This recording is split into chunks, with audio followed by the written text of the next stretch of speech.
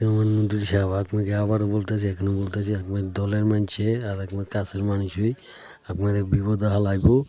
আর আপনারে যদি আপনার দলের মানুষে কাছের মানুষের যদি পদত্যাগ না করেন, দলের দেশ না সরান, তা আপনাকে জনগণের কাছে, দেশবাসীর কাছে দোষী এই কাটা বানাবো, চোখের কাটা বানাবো। আর আপনার মার জন্য প্ল্যান করতেছে। ইলিয়াস আলী বলছে আপনার মার জন্য আপনার কাছের মানুষই আপনারে করবো। এরপরে আপনার জায়গা আর আপনার কাছের মানুষ হইব। ঠিক আছে, আপনি অতি শীঘ্রই আপনার কাছের মানুষ দলেতে সরান। আর আপনার কাছের মানুষ যেগুলো আছে এখন লগে এগুলাই পদত্যাগ করেন, চাকরি নোট আউট করে দেন এগুলা। আর যদি ভালো চান, আমার কথা যদি বিশ্বাস না হয়, তা আমার কথা, আমার যা শাস্তি দেবেন আমি মাথা হইতে নেব।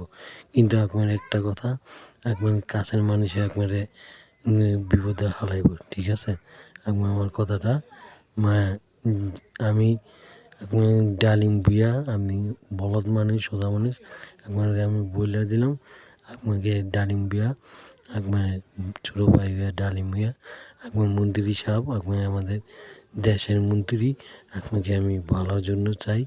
আপনার মারে আমি ভালো জানি, আপনার বাবারে আমি ভালো জানি। ঠিক আছে, কিন্তু আপনাকে যদি আমার দলের মানুষ, আপনার দলের মানুষ যদি করে, তা আমি কাকে কী হইলে ছাড়বো না।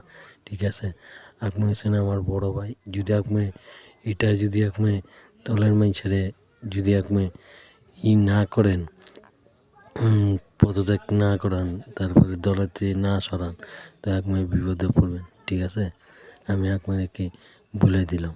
ঠিক আছে, যদি বিশেষ না হয়, আপনি পরে আমাকে ফোন দেওয়া বলবেন ঠিকই বলছো ডালিম বিয়া, হ্যাঁ ভাই তুই ঠিকই বলছো।